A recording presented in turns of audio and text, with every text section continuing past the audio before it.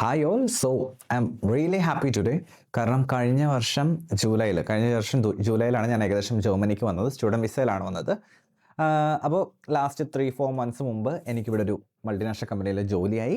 അതേപോലെ തന്നെ 2 ദിവസം മുമ്പ് എനിക്ക് ബ്ലൂ കാർഡ് കിട്ടി ഗൈസ്. സോ ഈ വീഡിയോ എന്ന് പറഞ്ഞു കഴിഞ്ഞാൽ ജർമ്മനിയിലുള്ളവർക്ക് ബേസ് ചെയ്തിട്ടാണ് എങ്ങനെ ഏറ്റവും ഫാസ്റ്റസ്റ്റ്, എഫിഷ്യൻറ്റ് ആൻഡ് പ്രാക്ടിക്കലായിട്ട് ഞാൻ ടെസ്റ്റ് ചെയ്ത മെത്തേഡ്സിൽ ജോബിലേക്ക് എത്തിപ്പെടാം എന്നുള്ളതാണ് ഈ ഒരു വീഡിയോ. മാത്രമല്ല, നിങ്ങൾക്ക് കുറച്ച് പേർക്ക് അറിയായിരിക്കും, ഞാൻ നാട്ടിൽ PSCയും SSCയും കേരള അഡ്മിനിസ്ട്രേറ്റീവ് സർവീസും മെയിനായിട്ട് ഫോക്കസ് ചെയ്തുകൊണ്ടിരിക്കുകയായിരുന്നു. ഞാൻ സബ് ഇൻസ്പെക്ടറിൻ്റെയും സെക്രട്ടറി അസിസ്റ്റൻ്റ് അങ്ങനെ കുറച്ച് ലിസ്റ്റുകളിൽ വന്നിട്ടുണ്ട്. കഴിഞ്ഞ എൻ്റെ ഒരു വീഡിയോ, അത് 3-4 മാസം മുമ്പായിരുന്നു. ആ വീഡിയോയിൽ 3-5 മാസം മുമ്പായിരുന്നു. ആ വീഡിയോയിൽ ഒരാൾ കമൻറ്റ് ചെയ്തിട്ടുണ്ടായിരുന്നു, ഞാൻ സബ് ഇൻസ്പെക്ടർ ജോയിൻ ചെയ്തു. ഞാൻ 230-170 റാങ്ക് ഉണ്ടായിരുന്നു. ഞാൻ ജോയിൻ ചെയ്തില്ല. ഞാൻ SSC PSC ഡ്രോപ്പ് ചെയ്തു, കുറച്ച് പേഴ്സണൽ റീസൺസ് കാരണം. എന്നിട്ട് ഞാൻ ജർമ്മനിക്ക് വരാമെന്ന് എഴുതി. ഞാൻ ജർമ്മനിയിലേക്ക് എത്തി, തന്നെ അപ്ലൈ ചെയ്തിട്ടാണ് എത്തിയത്. അപ്പോൾ ജർമ്മനിയിൽ എത്തിക്കഴിഞ്ഞ ഒരു 2-3 മാസം ഞാൻ ഫുൾ എന്താ പറയുക, കൺട്രീസ് ട്രാവൽ ചെയ്യുക, അതേപോലെ തന്നെ ജർമ്മനി കറങ്ങുക, മൊത്തത്തിൽ അങ്ങനെയായിരുന്നു. അപ്പോൾ എനിക്ക് മനസ്സിലായി, ഒന്നും എൻ്റെ ജർമ്മൻ ഡോയിഷ് പഠിച്ചിട്ടില്ല. ഇങ്ങനെ നിൽക്കുവാണെങ്കിൽ നമുക്ക് എത്ര നാൾ വേണമെങ്കിൽ സർവേ ചെയ്ത് പോവാം. പാർട്ട് ടൈമും കാര്യങ്ങളൊക്കെ ചെയ്ത് നമുക്ക് എത്ര നാൾ വേണമെങ്കിൽ സർവേ ചെയ്ത് പോവാം. 7 വർഷം വരെ ഇവിടെ നമുക്ക് സ്റ്റുഡൻറ്റ് വിസ എക്സ്റ്റെൻഡ് ചെയ്യാം. പക്ഷേ നമ്മുടെ ടൈം പോയിക്കൊണ്ടിരിക്കുകയാണ്. കാരണം ഇപ്പോൾ എന്തൊക്കെയാണെങ്കിലും മാസ്റ്റേഴ്സ് കഴിഞ്ഞ് കയറുവാണെങ്കിലും, അല്ലെങ്കിൽ ഇപ്പോൾ ചാൻസസ് കാർഡിൽ വന്നു കഴിഞ്ഞാൽ നമുക്ക് 1 വർഷം ലിമിറ്റ് ഉണ്ട്. അതുകൊണ്ട് നമ്മൾ ഇച്ചിരിയോടെ ഒരു സീരിയസ് ആയിരിക്കും. അപ്പോൾ എനിക്ക് എൻ്റെ ഉദ്ദേശം എന്ന് പറഞ്ഞു കഴിഞ്ഞാൽ, സ്റ്റുഡൻറ്റ് വിസയിൽ വന്നാലും എനിക്ക് ജോലിയിലേക്ക് എങ്ങനെയെങ്കിലും എത്തിപ്പെടണം എന്നുള്ളതായിരുന്നു എൻ്റെ ആഗ്രഹം. എനിക്ക് 3 വർഷത്തിനടുത്ത് ഗ്യാപ്പ് ഉണ്ടായിരുന്നു എന്ന് ഓർക്കണം. പക്ഷേ അതോടുകൂടി ജർമ്മൻ ലാംഗ്വേജും ഇല്ല. അപ്പം ഒരു ഡബിൾ ടാസ്ക്കാണ്, ഒരു ഇമ്പോസിബിൾ ടാസ്ക് പോലെയാണ് എനിക്ക് ഫീൽ ചെയ്തത്. പക്ഷേ ഞാൻ ചെയ്ത പ്രാക്ടിക്കൽ സ്റ്റെപ്പുകൾ പറയുകയാണെങ്കിൽ, ഫസ്റ്റ് വൺ എന്ന് പറഞ്ഞാൽ ഒരു സ്ട്രോങ് ആയിട്ടുള്ളൊരു CV, ജർമ്മനി ഫ്രണ്ട്ലി CV ഉണ്ടാക്കുക എന്നുള്ളതാണ്. ഇപ്പം നമ്മുടെ നോർമൽ CV ഒക്കെ ഒരു ഇന്ത്യൻ ഫോമാറ്റിലോ അല്ലെങ്കിൽ ഒരുപാട് ഫോമാറ്റിങ്സും കാര്യങ്ങളൊക്കെ ഉള്ളത്, കുറേ ബുള്ളറ്റ് പോയിന്റ്സ്, സ്റ്റൈലായിട്ടുള്ള ബുള്ളറ്റ് പോയിന്റ്സ്, അങ്ങനത്തെ കാര്യങ്ങളൊക്കെ ഉള്ളതായിരിക്കും. അത് നല്ലതല്ലെന്നല്ല, പക്ഷേ when it comes to Germany, make it specific. അവർക്ക് വേറെ ഒന്നും വേണ്ട. ഇപ്പോൾ ഒരു ജോബ് ആഡ് ഇട്ടിട്ടുണ്ടെങ്കിൽ ആ HR ഇവർക്ക് സ്പെഷ്യലായിട്ട് ഒരു റിക്രൂട്ടിംഗ് ടീം തന്നെ ഉണ്ടാവും. അവരൊക്കെ നോക്കുന്നതെന്ന് പറഞ്ഞാൽ സ്പെഷ്യലായിട്ട് അവരുടെ ജോബിന് പറ്റിയ കാര്യങ്ങളൊക്കെ ഉണ്ടോ എന്നുള്ളത്. അതിന് വേണ്ടതല്ലാത്ത ഒരു കാര്യവും വേണ്ട അതിൽ. ആ CV should be clean, well structured. പിന്നെ എന്താ പറയുക, ഒരുപാട് ഫോമാറ്റിങ്ങും. ഇപ്പം നിങ്ങളുടെ പിക്ചർ തന്നെ വെക്കണം എന്നുള്ളത് ഒരു ഇമ്പോർട്ടൻ്റ് അല്ല. പിക്ചർ വെച്ചാലും കുഴപ്പമില്ല, പക്ഷേ ഞാൻ എൻ്റെ CVയിൽ എൻ്റെ ഇമേജ് ആഡ് ചെയ്തിട്ടില്ല. ഫോർ എക്സാമ്പിൾ, ഇപ്പോൾ ഫസ്റ്റ് ലുക്ക് നമ്മുടെ കാണുന്നത് പിക്ചറാണല്ലോ. അപ്പോൾ പിക്ചർ കാണുമ്പോൾ ഞാൻ വേറെ ഒരു രീതിയിലും പറയുന്നതല്ല, പക്ഷേ വേറെ ലൈക്ക് ഇന്ത്യൻ ആണ്, അങ്ങനത്തെ ഒരു തോട്ട് അവർക്ക് വായിച്ചു കഴിഞ്ഞാൽ അറിയാൻ പറ്റും. പക്ഷേ ഫസ്റ്റ് വ്യൂ തന്നെ ലൈക്ക് ഇവൻ ഇന്ത്യൻ ആണ്, അങ്ങനത്തെ അല്ലെങ്കിൽ അങ്ങനെ മൈൻഡ് സെറ്റ് ഉള്ള ആരെങ്കിലും ഉണ്ടോ എന്നുള്ളത് അറിയില്ല. അങ്ങനെ ഉണ്ടെന്നല്ല ഞാൻ പറയുന്നത്. പക്ഷേ വൈ ടേക്ക് എ ചാൻസ്? നമുക്ക് നമ്മുടെ ഫോട്ടോ വെക്കേണ്ട ഒരു ആവശ്യമില്ല. കാരണം അവർ നമ്മുടെ സ്കില്ല് മാത്രമാണ് മാറ്റർ ചെയ്യുന്നത്. നമ്മൾ എങ്ങനെ ഇരിക്കണോ അതൊന്നും മാറ്റർ ചെയ്യുന്നില്ല. കാരണം അവരെന്താണെങ്കിലും നമ്മളെ ഇൻ്റർവ്യൂ ചെയ്യുമ്പോൾ നമ്മളെ അറിയാൻ പറ്റും. പക്ഷേ ഫസ്റ്റ് ഇംപ്രഷൻ തന്നെ നമ്മുടെ സ്കില്ലിലേക്ക് തന്നെ കൂടുതൽ കോൺസെൻട്രേറ്റ് ചെയ്യാനായിട്ട് അത് ഹെൽപ്പ് ചെയ്യുമെന്ന് എനിക്ക് തോന്നിയിട്ടുണ്ട്.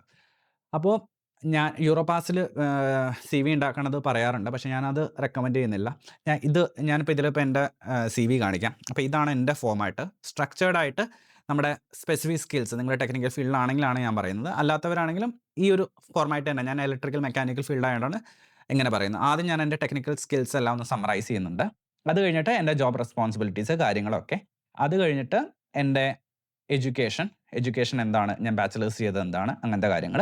അത് കഴിഞ്ഞ് നമ്മുടെ ലാംഗ്വേജ്. അപ്പോൾ language is very important here. നിങ്ങൾ എവിടെയെങ്കിലും പഠിച്ചിട്ടുണ്ടെങ്കിൽ അത് എഴുതുക, എഴുതുക.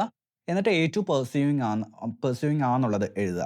എൻ്റെ ഒരു ഇതിൽ നമ്മളിപ്പോൾ ലൈക്ക് B2 പറഞ്ഞേക്കണ ജോബാണെങ്കിൽ പോലും നിങ്ങൾക്ക് B1 ഉണ്ട്, B2 നിങ്ങൾ പെർസ്യൂ ചെയ്യുന്നുണ്ട്. അതായത് നിങ്ങൾക്ക് പഠിക്കാനൊരു ഇൻട്രസ്റ്റ് ഉണ്ടെന്ന്, നിങ്ങളുടെ സ്കിൽ സെറ്റും എല്ലാം ഇവർക്ക് മാച്ചിങ് ആണെങ്കിൽ they might give you A chance. നിങ്ങൾക്കൊരു ചാൻസ് തന്നേക്കാം.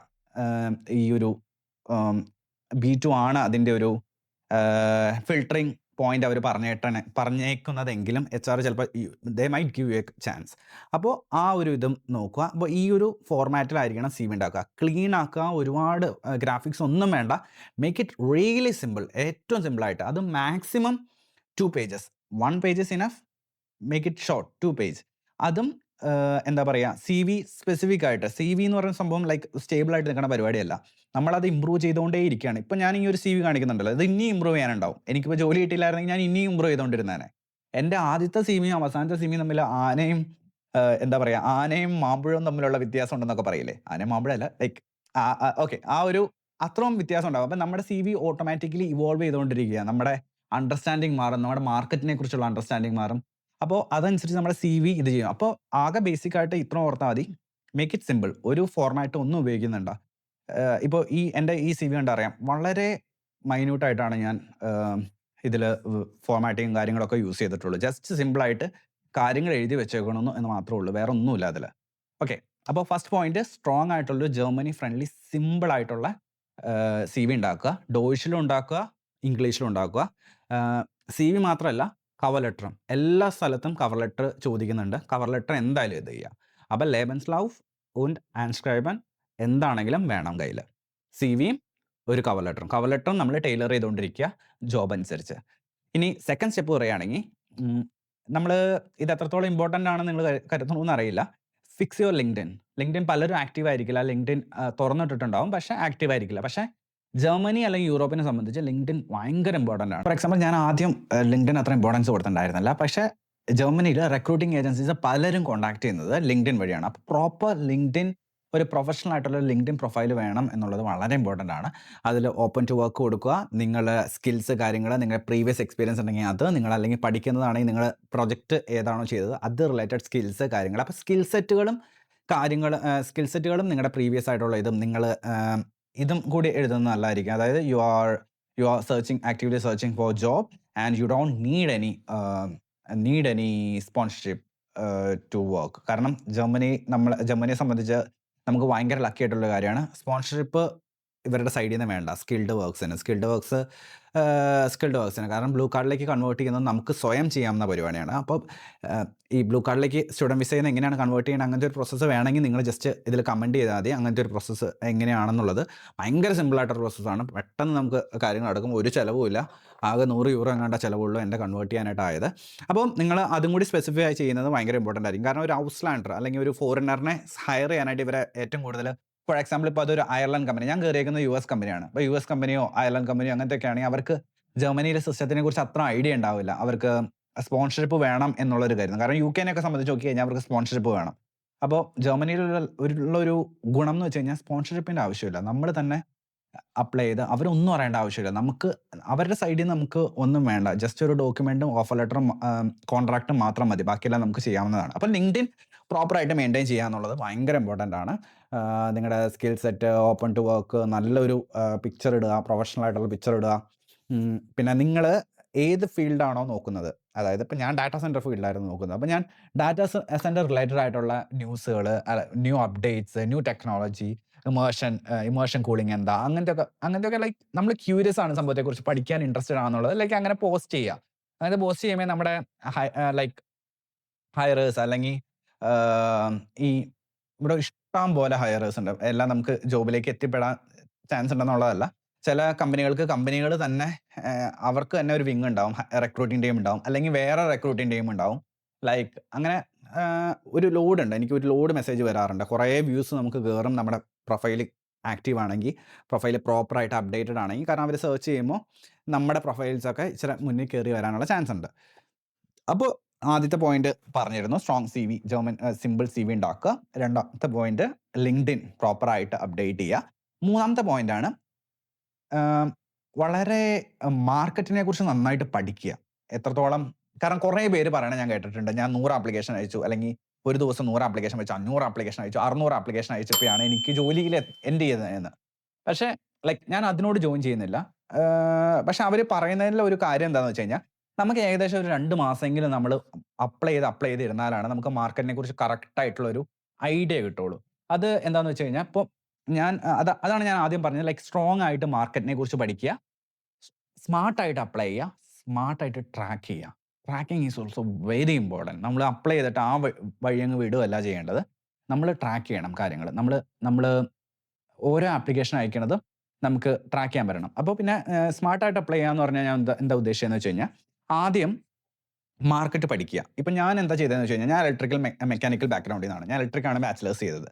അപ്പോൾ അതിലെന്താ ചെയ്തതെന്ന് വെച്ച് കഴിഞ്ഞാൽ, ഞാൻ ഇപ്പോൾ കറൻ്റ്ലി എന്താണ് ഇലക്ട്രിക്കൽ റിലേറ്റഡ് ജോബുകൾ ഞാൻ ചെയ്തതായിട്ട് ഞാൻ ചെയ്തതായിട്ട് ഇതുള്ളത്. ഇത് ചെയ്തത്. അത് ഞാൻ ChatGPT വഴിയാണ് ചെയ്തത്. അപ്പോഴാണ് എനിക്ക് മനസ്സിലായത് ലൈക്ക് ഡാറ്റാ സെന്റർ മേഖലയില് എനിക്ക് ഡാറ്റാ സെന്റർ മേഖലയില് ഒരുപാട് ഓപ്പർച്യൂണിറ്റീസ് ഇപ്പോൾ ഓപ്പണിംഗ് ആണ്. ഒരുപാട് ബൂമിംഗ് ആണ്. അങ്ങനത്തെ ഒരു കാര്യങ്ങള്. ഇപ്പോൾ ഇലക്ട്രിക്കൽ ഇപ്പോൾ നിങ്ങളിപ്പോൾ നിങ്ങളുടെ എക്സ്പീരിയൻസ് ചിലപ്പോൾ ഉള്ളത് ഡിസൈനില്, ബിൽഡിംഗ് ഏരിയയിലായിരിക്കും. അല്ലെങ്കിൽ ചുമ്മാ ഇന്റീരിയർ ഡിസൈനിലായിരിക്കും. എന്നാൽ പോലും നിങ്ങൾക്ക് ആ ഒരു ടെക്നിക്കൽ കൺസെപ്റ്റ് അറിയാവുന്നതുകൊണ്ട് നിങ്ങൾക്ക് ഈ ഒരു മേഖലയിലേക്കും കയറാം. അതായത് ഡാറ്റാ സെന്റർ മേഖലകളിലേക്കും കയറാൻ പറ്റും. അപ്പോൾ അങ്ങനെ നമ്മൾ മാർക്കറ്റ് പ്രോപ്പറായിട്ട് പഠിക്കുക. അപ്പോൾ നിങ്ങൾ ഇപ്പോൾ ഒരു കെമിസ്ട്രി പഠിച്ചതെന്ന് കരുതുക. കെമിസ്ട്രി തന്നെ പല പല ആപ്ലിക്കേഷൻസ് ഉണ്ട്. ഇപ്പോൾ ഫോർ എക്സാമ്പിൾ ഇപ്പോൾ ഡാറ്റാ സെന്റർ തന്നെ റിലേറ്റഡ് ആയി ഡാറ്റാ സെന്ററിലേക്ക് ഒരുപാട് ബാറ്ററീസും കാര്യങ്ങളൊക്കെ ആവശ്യമുണ്ട്. അപ്പോൾ അങ്ങനെ ബാറ്ററി മെയിനായിട്ട് ഉള്ള ഇതിലേതാണ് ഉള്ളത്? നിങ്ങൾക്ക് ആ റിലേറ്റഡ് കെമിസ്ട്രി ഇപ്പോൾ ഇലക്ട്രോ കെമിസ്ട്രി അങ്ങനത്തെ റിലേറ്റഡ് ആണെങ്കിൽ നിങ്ങൾ അങ്ങനെ നോക്കുക. അങ്ങനെ ഞാൻ ഉദ്ദേശം മനസ്സിലായത് മാർക്കറ്റ് കറക്റ്റായിട്ട് പഠിച്ചിട്ട് നിങ്ങളുടെ ജോബ് ഓപ്പണിംഗ് എവിടെയായിരിക്കും എന്നുള്ളത് കറക്റ്റായിട്ട് പഠിക്കുക എന്നുള്ളതാണ്. അപ്പോൾ എന്നിട്ട് നമ്മൾ ഒരു ജോലിക്ക് അപ്ലൈ ചെയ്യുമ്പോൾ കറക്റ്റായിട്ട്, അതായത് നമ്മൾ അപ്ലൈ ചെയ്യണ ജോലി ചുമ്മാ റാൻഡമായിട്ട് അപ്ലൈ ചെയ്യാണ്ട് നമ്മളൊരു ജോലിക്ക് അപ്ലൈ ചെയ്യുമ്പോൾ അതിൽ പറഞ്ഞിരിക്കുന്ന സ്കിൽ സെറ്റ് എല്ലാം ഇല്ലെങ്കിലും ലൈക്ക് ഉള്ള സ്കിൽ സെറ്റ് നമുക്ക് ഉണ്ടെങ്കിൽ നമ്മളത് ഹൈലൈറ്റ് ചെയ്ത് CV അതിന് വേണ്ടി തന്നെ ടൈലർ ചെയ്യുക. ഇപ്പോൾ CV അവർ സോർട്ട് ചെയ്യുന്നതോ ഷോർട്ട് ലിസ്റ്റ് ചെയ്യുന്നത് സോഫ്റ്റ്വെയർ വെച്ചിട്ടാണെങ്കിൽ ആ കീവേഡ്സും പ്രോപ്പറായിട്ട് CVയിൽ ഇംപ്ലിമെൻറ്റ് ചെയ്യുക.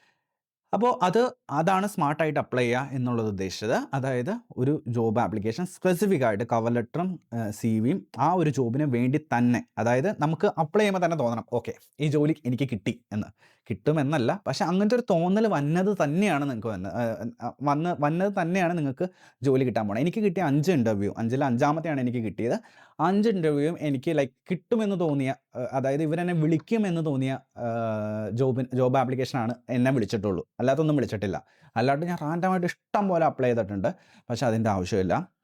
ഒരു 10 ആപ്ലിക്കേഷനിൽ നിനക്ക് ജോലിയിലെത്താം, 100 ആപ്ലിക്കേഷനിലും എത്താം, 200 ആപ്ലിക്കേഷനിലും എത്താം. അത് depends on how well structured your CV is according to the job requirement. അത് ഭയങ്കര ഇമ്പോർട്ടൻ്റ് ആണ്. സ്മാർട്ടായിട്ട് തന്നെ വർക്ക് ചെയ്യുക. പിന്നെ എല്ലാ ജോബ് ആപ്ലിക്കേഷനും ഞാൻ പറഞ്ഞ പോലെ റാൻഡമായിട്ട് അപ്ലൈ ചെയ്യാണ്ടിരിക്കുക. എല്ലാത്തിനും സ്പെസിഫിക് ആയിട്ട് തന്നെ അപ്ലൈ ചെയ്യുക എന്നുള്ളതാണ് ഇത്. അപ്പോൾ നമ്മൾ ഫിക്സ് യുവർ ലിങ്ക്ഡിൻ പറഞ്ഞു, സ്മാർട്ടായിട്ട് അപ്ലൈ ചെയ്യാമെന്ന് പറഞ്ഞു. പിന്നെ ഒരു പോയിന്റ് എന്ന് പറഞ്ഞു കഴിഞ്ഞാൽ നെറ്റ്വർക്കിംഗ്. ലൈക്ക് ഈ ഒരു കരിയറിന് വേണ്ടിയിട്ടുള്ള നെറ്റ്വർക്കിംഗ് ഈസ് വെരി ഇമ്പോർട്ടൻറ്റ്. ഒരു ഗെയിം ചേഞ്ചറാണ്. എൻ്റെ ഇതിൽ ഒരു ഗെയിം ചേഞ്ചറായിട്ട് നിന്ന ഒരു കാര്യമാണ് ഈ ഒരു നെറ്റ്വർക്കിംഗ് എന്ന് പറയുന്നത്. നെറ്റ്വർക്കിംഗ് ഞാൻ മെയിനായിട്ട് നെറ്റ്വർക്ക് ചെയ്തത് ലിങ്ക്ഡിൻ ത്രൂ ആണ്. ഞാൻ പ്രീമിയം എടുത്തതിൻ്റെ ലക്ഷ്യം അതാണ്. നമുക്ക് നെറ്റ്വർക്കിംഗ് ഇച്ചിരൂടെ ഈസിയാണ്, എല്ലാവർക്കും മെസ്സേജ് അയക്കാനൊക്കെ ഇച്ചിരൂടെ ഈസിയാണ്. അപ്പോൾ ഫോർ എക്സാമ്പിൾ നിങ്ങളിപ്പോൾ ഒരു ജോബ് ആപ്ലിക്കേഷൻ അപ്ലൈ ചെയ്യാൻ പോവുക. അപ്പോൾ നിങ്ങളുടെ സ്കിൽസൊക്കെ മാച്ച് ചെയ്യുന്നുണ്ട്, ഏറെക്കുറെ മാച്ച് ചെയ്യുന്നുണ്ട്. ഒരു ജോബും ഫുള്ളി മാച്ച് ചെയ്ത് നിങ്ങൾക്ക് കിട്ടില്ല. പക്ഷേ ഏറെക്കുറെ അതിൻ്റെ ഒരു മെയിൻ ഫാക്ടേഴ്സും കാര്യങ്ങളൊക്കെ മാച്ച് ചെയ്യുന്നുണ്ട്. അങ്ങനെയാണ് നിങ്ങൾക്ക് അടുത്ത എന്താ ചെയ്യാൻ പറ്റുക? അടുത്ത ജസ്റ്റ് ഇപ്പോൾ ആ ഒരു കമ്പനി മെർക്കുറി ആണെന്ന് കരുതുക. മെർക്കുറി ടൈപ്പ് ചെയ്യുക. അപ്പോൾ നമുക്ക് അവിടെ ജോലി ചെയ്യുന്ന ആൾക്കാരുടെ കുറച്ച് എന്ന് വെച്ചാൽ ലൈക്ക് കുറേ ആൾക്കാർ അവരുടെ പ്രൊഫൈലിൽ അവരിട്ടുണ്ടാവില്ല മെർക്കുറിയിലാണ് വർക്ക് ചെയ്യണതെന്ന് പറഞ്ഞിട്ട്. അപ്പോൾ അതിൽ നിങ്ങൾ അപ്ലൈ ചെയ്താണ് സെഗ്മെൻറ്റ് ഏതാണെന്ന് നോക്കുക. പ്രൊക്യൂർമെൻ്റ് ആണോ? അങ്ങനെയാണെങ്കിൽ പ്രൊക്യൂർമെൻ്റ് ആൾക്ക് മെസ്സേജ് അയക്കുക. എന്നിട്ട് പറയുക ഒരു 10 മിനിറ്റ് ഉണ്ടാവുമോ എനിക്ക്, ഞാനിങ്ങനെ ജോബ് ആപ്ലിക്കേഷൻ്റെ സമയത്ത് ഇങ്ങനെ ഈ കമ്പനിയിൽ താങ്കൾ വർക്ക് ചെയ്യണമെന്ന് കണ്ടു, അപ്പോൾ എനിക്കിതിനെക്കുറിച്ച് കുറച്ച് അറിയാനായിട്ടാണ് എന്ന് പറഞ്ഞിട്ട് മെസ്സേജ് അയക്കുക. ഡയറക്റ്റ് ചുമ്മാ ഒരു എല്ലാവർക്കും അയക്കണ പോലെ ചുമ്മാ ഒരു മെസ്സേജ് അയക്കുകയല്ല ചെയ്യേണ്ടത്. അങ്ങനത്തെ ടൈം ചോദിക്കുക. അപ്പോൾ അവർ കണ്ട് ലൈക്ക് ഞാനിപ്പോൾ ഒരു 10 പേർക്ക് ആ സെയിം കമ്പനിയിൽ തന്നെ ഒരു 10 പേർക്ക് ഞാൻ മെസ്സേജ് അയച്ചു കഴിഞ്ഞാൽ എനിക്ക് 1ഓ 2ഓ ആണ് റിപ്ലൈ വരുള്ളൂ. ചിലതിലൊന്നും വരില്ല. പക്ഷെ നമ്മളെ സംബന്ധിച്ച് അതൊന്നും നമ്മളെ മാറ്റർ ചെയ്യണില്ല. നമ്മളതൊന്നും മാറ്റർ ചെയ്യണില്ല. നമുക്ക് എങ്ങനെയും ജോലി യൂറോപ്പിൽ ലൈക്ക് ഒരു എൻട്രി കിട്ടണം. വൺസ് എൻട്രി കിട്ടിക്കഴിഞ്ഞാൽ പിന്നെ ഈസിയാണ്. എൻട്രി മാത്രമേ നമുക്ക് അത്ര ബുദ്ധിമുട്ടുള്ളൂ. പിന്നെ നമുക്ക് ചേഞ്ചിങ് ഇച്ചിരി ഈസിയാണ്. നമ്മൾ പിന്നെ ഇപ്പോൾ ബ്ലൂ കാർഡ് ആണെങ്കിൽ 21 മാസം മതി PR കിട്ടാൻ. PR കിട്ടിക്കഴിഞ്ഞാൽ ഇച്ചിരി മൂവിങ്, ഷിഫ്റ്റിംഗ് അല്ലെങ്കിൽ ജമ്പിങ് ത്രൂ കമ്പനീസൊക്കെ ഈസിയാണ്, ജമ്പിങ് ആവശ്യമുള്ള സാഹചര്യം ആണെങ്കിൽ. അപ്പോൾ ഇങ്ങനെ മെസ്സേജ് അയക്കുക. മെസ്സേജ് അയച്ചിട്ട് ഇങ്ങനത്തെ കാര്യങ്ങളൊക്കെ സംസാരിക്കുക. അപ്പോൾ എന്താ ഗുണമെന്ന് വെച്ച് കഴിഞ്ഞാൽ നിങ്ങൾ ഒരു ജോലി അപ്ലൈ ചെയ്തിട്ട് നിങ്ങൾക്ക് അത് കിട്ടാനായിട്ട് 50% ചാൻസ് ഉണ്ടെന്ന് കരുതുക. അപ്പോൾ നിങ്ങൾ ഒരു ആളായിട്ട് റെഫർ ചെയ്തു, അതായത് ഒരാളുടെ റെഫറൻസ് നിനക്കുണ്ട്. ആ ഒരു പർട്ടിക്കുലർ കമ്പനിയിൽ വർക്ക് ചെയ്യുന്ന ഒരാളുടെ റെഫറൻസ് നിങ്ങൾക്ക് ഉണ്ടെങ്കിൽ നിങ്ങളുടെ ചാൻസസ് 75% ആയിട്ട് മാറുവാണ്. അതായത് നിങ്ങൾക്ക് ഇപ്പോൾ ഒരു ആപ്ലിക്കേഷൻ നിങ്ങൾ കൊടുക്കാൻ നേരത്തെ നിങ്ങൾക്ക് ഷുവറാണ് ലൈക്ക് നിങ്ങളുടെ സ്കിൽസായിട്ട് മാച്ച് ചെയ്യുന്നുണ്ട്, നിങ്ങളുടെ സ്കിൽസായിട്ട് സംവാട്ട് മാച്ച് ചെയ്യുന്നുണ്ട്. എക്സാക്ട്ലി മാച്ചായിട്ട് ഒരിക്കലും കിട്ടില്ല, പക്ഷേ സംവാട്ട് മാച്ച് ചെയ്യുന്നുണ്ട് എന്നുണ്ടെങ്കിൽ നിങ്ങൾക്ക് അവിടെയുള്ള ആളായിട്ട് നെറ്റ്വർക്ക് ചെയ്ത് ലൈക്ക് ആളുടെ ഹെൽപ്പ് ചോദിക്കുക. ഒരു 10 പേർക്ക് മെസ്സേജ് അയച്ചാൽ, ഞാൻ പറഞ്ഞല്ലോ നേരത്തെ പറഞ്ഞ പോലെ തന്നെ ഒരാളെങ്കിലും മെസ്സേജ് അയക്കും. ലൈക്ക് നമ്മളെ ഹെൽപ്പ് ചെയ്യാൻ പാകത്തിനുള്ള ഒരു മനുഷ്യൻ എന്തായാലും ഉണ്ടാവും. എനിക്ക് അങ്ങനെ ആയിരുന്നു ഉണ്ടായിരുന്നത്. ഞാൻ ഒരുപാട് പേർക്ക് മെസ്സേജ് അയച്ചു. കുറേ പേര് എനിക്ക് റിപ്ലൈ തന്നില്ല. ചിലവര് ലൈക്ക് വളരെ ഒരു നമ്മളെ അങ്ങ് തളർത്തി കളയണ റിപ്ലൈ ഒക്കെ വന്നിട്ടുണ്ട്. പക്ഷെ ഞാൻ തളർന്നില്ല. ഞാൻ പിന്നെയും പിന്നെയും അയച്ചുകൊണ്ടിരുന്നു. പക്ഷെ 3, 4 പേര് മക്കളെ എൻ്റെ മോനെ! എന്നുവെച്ചാൽ നമ്മളെ വല്ലാതെ സപ്പോർട്ട് ചെയ്ത്, കാരണം അവർക്ക് നമ്മുടെ ആ ഒരു പെയിൻ മനസ്സിലാവും. നമ്മളാ ഒരു ആഹ്, ആ ഒരു ഫേസിൽ പോണത് അവർക്ക് കറക്റ്റായിട്ട് മനസ്സിലാവുംന്ന് നമുക്ക് തോന്നും. ചിലവരെന്ന് പറഞ്ഞു കഴിഞ്ഞാൽ ലൈക്ക് ഇങ്ങനെ കേറി അവരും ഇങ്ങനെയൊക്കെ തന്നെ കേറിയതായിരിക്കും. എന്നിട്ട് അവര് പക്ഷെ അവരുടെ പാസ്റ്റ് മറക്കും. അപ്പോ ഇങ്ങനെ നിങ്ങള് റെഫർ ചെയ്യുമ്പോ ഞാൻ ഇപ്പൊ ടോപ്പിക്കിന്ന് മാറിപ്പോയി. റെഫർ ചെയ്യുമ്പോ എന്താന്ന് വെച്ച് കഴിഞ്ഞാൽ, ഇപ്പൊ ജർമ്മനിയിൽ വർക്ക് ഡേ എന്ന് പറഞ്ഞ ഒരു ആപ്ലിക്കേഷൻ ഉണ്ട്. ഇപ്പൊ ഞാൻ ഒരാളെ റെഫർ ചെയ്തിട്ടുണ്ടായിരുന്നു. അപ്പോ എനിക്ക് വർക്ക് ഡേ എന്ന് പറഞ്ഞ ആപ്ലിക്കേഷനിൽ എനിക്ക് ഒരു ഇത് വരും. ഇക്വിനിക്സിന്ന് ഒരു ഇത് വരും. നിങ്ങള് ഇങ്ങനെ ഒരാളെ നിങ്ങൾക്ക് അറിയോ? നിങ്ങൾ റെക്കമെൻഡ് ചെയ്തിരുന്നോ? എന്ന്. അതായത് കമ്പനി തന്നെ നമ്മളോട് ചോദിക്കും. അപ്പൊ നമ്മൾ യെസ് പറഞ്ഞു കഴിഞ്ഞാൽ ആ റെഫറല് നിങ്ങൾക്ക് ഇന്റർവ്യൂ കോൾ കിട്ടാനുള്ള ചാൻസ് ഭയങ്കര കൂടുതലാണ്. എന്നെ സംബന്ധിച്ച് ലാഭമാണ്. കാരണം എനിക്ക് €2000 കിട്ടും. ഏകദേശം 2,50,000 അടുത്ത് കിട്ടും. മറ്റേ നിങ്ങളെ സംബന്ധിച്ച് നിങ്ങൾക്ക് ജോലി കിട്ടും. അപ്പൊ 2 പേർക്കും ഓക്കെ. പക്ഷെ ഞാൻ റെഫർ ചെയ്യുന്ന ആള് ലൈക്ക് ക്വാളിഫൈഡ് ആയിരിക്കണം, സ്കിൽഡ് ആയിരിക്കണം, നമ്മുടെ പർട്ടിക്കുലർ ജോബിന് വേണ്ടിയിട്ടുള്ളതായിരിക്കണം. അത് ഡിസ്കസ് ചെയ്യാനാണ് നമ്മൾ ആദ്യം ശരിക്കും പറഞ്ഞാൽ നമ്മളെ റെഫർ ചെയ്യണോന്ന് ചോദിക്കണേക്കാൾ മുമ്പ് നമ്മുടെ സ്കിൽ സെറ്റും കാര്യങ്ങളും നമ്മൾ എന്താണെന്ന് മറ്റൊരാളെ പരിചയപ്പെടുത്തേണ്ടത്. എന്നാ ഞാൻ കൺവിൻസ് ആവും ലൈക്ക് എനിക്ക് ആളെ റെഫർ ചെയ്യാമെന്നുള്ളത്. അപ്പോൾ എനിക്കിങ്ങനെ ഇപ്പോൾ കുറേ മെസ്സേജസ് വരാറുണ്ട് ഇങ്ങനെ ഓപ്പർച്യൂണിറ്റീസ് വരുമോ ഉണ്ടോ ഇല്ലയോ എന്നുള്ളത്. അപ്പോൾ ഞാനത് നോക്കി എനിക്ക് പറ്റുന്ന രീതിയിൽ ഞാൻ റെഫർ ചെയ്യാറുണ്ട് വേറെ വേറെ സൈറ്റുകളിൽ. അപ്പോൾ അപ്പോൾ നെറ്റ്വർക്കിംഗ് ഭയങ്കര ഇമ്പോർട്ടൻ്റ് ആണ്. അത് നമ്മൾ അപ്ലൈ ചെയ്യണ സമയത്തും ഇന്റർവ്യൂവിന്റെ സമയത്തും ഇമ്പോർട്ടൻ്റ് ആണ്. ഇന്റർവ്യൂവിന്റെ സമയത്ത് നമുക്ക് ഇവരെ വർക്ക് ചെയ്യാനവരുടെ അടുത്ത് ചോദിക്കാം. ഫോർ എക്സാമ്പിൾ എനിക്ക് ആമസോണിന്റെ ഇന്റർവ്യൂവിന്റെ സമയത്ത് ഞാൻ പറഞ്ഞില്ലേ 4, 5 ഇന്റർവ്യൂ അറ്റൻഡ് ചെയ്തിട്ടുണ്ട്. അപ്പോൾ അതില് ആദ്യത്തെ ഇന്റർവ്യൂ നമ്മുടെ ജോൺ പോൾ കൺസ്ട്രക്ഷൻ എന്ന് പറയുന്ന കൺസ്ട്രക്ഷൻ 3 ഫേസ് ഇന്റർവ്യൂ ഉണ്ടായിരുന്നു. 3 ഫേസ് ഇന്റർവ്യൂ അറ്റൻഡ് ചെയ്ത് ജോലി കിട്ടി എന്നുള്ളൊരു ഉറപ്പായിരുന്നു. പക്ഷെ അത് കഴിഞ്ഞിട്ട് അവര് പറഞ്ഞു ആ പ്രോജക്റ്റ് ക്യാൻസലായി. അപ്പോഴാണ് എനിക്ക് മനസ്സിലായത്, എൻ്റെ ഫ്രണ്ട് പറഞ്ഞത് ലൈക്ക് ജർമ്മനിയിൽ നമുക്ക് കോൺട്രാക്ട് സൈൻ ചെയ്താൽ മാത്രമാണ് ജോലി കിട്ടിയെന്ന് ഉറപ്പിക്കാൻ പറ്റുള്ളൂ. അല്ലെങ്കിൽ നമുക്ക് ഉറപ്പിക്കാൻ പറ്റില്ല. രണ്ടാമതും ഇതേപോലെ തന്നെ ജോബ് റോൾ ക്യാൻസലായി എന്ന് പറഞ്ഞു. മൂന്നാമതായിരുന്നു ആമസോണിന്റെ ഇന്റർവ്യൂ. 3 മണിക്കൂർ ഉണ്ടായിരുന്നു. ഞാൻ എൻ്റെ ഫ്രണ്ടിന്റെ അടുത്ത് ചോദിച്ച് പഠിച്ചു. ഫ്രണ്ട് എന്ന് പറഞ്ഞാൽ ലൈക്ക് ലിങ്ക്ഡ്ഇൻ വഴി പരിചയപ്പെട്ടതാണ്. ചോദിച്ച് ഞാൻ കാര്യം പഠിച്ചു. എന്നിട്ട് ഇന്റർവ്യൂ അറ്റൻഡ് ചെയ്തു. പക്ഷെ അതങ്ങ് സെറ്റായി പോയില്ല. അത് കഴിഞ്ഞ് വേറൊരു ഇന്റർവ്യൂ കൂടി വന്നു. അവര് വിളിക്കാന്ന് പറഞ്ഞിട്ട് പിന്നെ വിളിച്ചില്ല. അത് കഴിഞ്ഞിട്ടാണ് ഞാനിപ്പോൾ വർക്ക് ചെയ്യുന്ന യുഎസ് കമ്പനി ഇക്വിനിക്സ് വന്നത്. ഡാറ്റാ സെന്റർ തന്നെയാണ്. എന്നിട്ട് അവര് 3 ഫേസ് ഇന്റർവ്യൂ ഉണ്ടായിരുന്നു. കഴിഞ്ഞു, എന്നെ ഹയർ ചെയ്തു. പിന്നെ എല്ലാം പ്രോസസ്സ് ഭയങ്കര സിമ്പിളായിരുന്നു. കൺവേർഷൻ ഭയങ്കര ഈസി ആയിരുന്നു. അവരുടെ സൈഡിൽ നിന്ന് എനിക്ക് ഒരു ഹെൽപ്പും വേണ്ട വന്നില്ല. നമ്മൾ തന്നെയാണ് എല്ലാം ചെയ്തത്. പിന്നെ ആ ഒരു പ്രോസസ്സ് ഞാൻ ഇടുന്നുണ്ട്. ഞാൻ നേരത്തെ പറഞ്ഞിരുന്നു. ഞാൻ യൂട്യൂബിൽ ഇടുന്നുണ്ട്. ജസ്റ്റ് കമന്റ് ഇട്ടാൽ മതി നിങ്ങൾക്ക് ആവശ്യമുണ്ടെങ്കിൽ. പിന്നെ പറയുകയാണെങ്കിൽ ഈ ആദ്യത്തെ ജോൺ പോൾ കൺസ്ട്രക്ഷൻസ് ലൈക്ക് ഫെയിലായെന്നല്ല, ജോൺ പോൾ കൺസ്ട്രക്ഷൻസ് കഴിഞ്ഞിട്ട് അവരുടെ പ്രൊജക്റ്റ് ക്യാൻസൽ ആയില്ല. അപ്പോൾ ഞാൻ ഭയങ്കരമായിട്ട് തകർന്നു പോയിരുന്നു. കാരണം അപ്പോൾ എൻ്റെ കൂട്ടുകാരാണ് എന്നെ സപ്പോർട്ട് ചെയ്തത്. അപ്പോൾ നമുക്കൊരു സപ്പോർട്ട് സിസ്റ്റം ഉണ്ടാവുക എന്ന് പറഞ്ഞാൽ ഭയങ്കര ഇമ്പോർട്ടൻ്റ് ആണ്. നമ്മുടെ ചുറ്റും ഒരു നല്ലൊരു സപ്പോർട്ട് സിസ്റ്റം, നമ്മളെ മനസ്സിലാക്കുന്ന സപ്പോർട്ട് സിസ്റ്റം, ഫാമിലി ആവാം, ഫ്രണ്ട്സ് ആവാം. എന്നെ സംബന്ധിച്ച് എൻ്റെ ഫ്രണ്ട്സും എൻ്റെ ഫാമിലിയും ഭയങ്കര സപ്പോർട്ടായിരുന്നു. എനിക്കിങ്ങനെ ജോലി കിട്ടാണ്ടായപ്പോൾ, അവരും കിട്ടിയെന്ന് എഴുതിയിരുന്ന കിട്ടാണ്ടായപ്പോൾ ലൈക്ക് അവരെന്നെ കൊണ്ട് എവിടെയെങ്കിലുമൊക്കെ പോയി ഞങ്ങൾ ചില്ലായിട്ട് തിരിച്ചു വരുമായിരുന്നു. പിന്നെ അടുത്ത ദിവസം തുടങ്ങുന്നത് പിന്നെ ഒരു ഫ്രഷ് ആയിട്ടായിരുന്നു. ഒരു 3, 4 ദിവസം പിന്നെ അപ്ലൈ ചെയ്യില്ല. പിന്നെ 3, 4 ദിവസം കഴിഞ്ഞ് പിന്നെയും ഫ്രഷ് ആയിട്ട് സ്റ്റാർട്ട് ചെയ്യും. നമ്മൾ ഹൈ എനർജി അല്ലെങ്കിൽ ഫുൾ എനർജിയിൽ ഫുൾ കോൺഫിഡൻസിൽ അപ്ലൈ ചെയ്യുന്ന സാധനങ്ങൾ മാത്രമേ നമ്മളെ വിളിക്കുകയുള്ളൂ. അല്ലെങ്കിൽ നമ്മളിങ്ങനെ അപ്ലൈ ചെയ്തുകൊണ്ടിരിക്കുക എന്നല്ലാണ്ട് അപ്ലൈ ചെയ്തുകൊണ്ടിരിക്കുക, റിജക്ഷൻസ് വരും. എനിക്ക് ദൂരം റിജക്ഷൻസാണ് വന്നേക്കണമെന്ന് അറിയാം. ആദ്യമൊക്കെ നമുക്ക് ആ ഒരു മാർക്കറ്റ് മനസ്സിലാക്കാൻ തന്നെ ഒരുപാട് റിജക്ഷൻസ് വന്നിട്ടുണ്ട്. അത് കഴിഞ്ഞിട്ടാണ് പിന്നെ നമുക്ക് റെസ്പോൺസുകൾ കിട്ടാൻ തുടങ്ങിയത്. നമുക്ക് മെസ്സേജുകൾ ലിങ്ക്ഡ്ഇനിൽ കിട്ടാൻ തുടങ്ങിയത്. നമുക്ക് മെയിലുകൾ കിട്ടാൻ തുടങ്ങിയത്.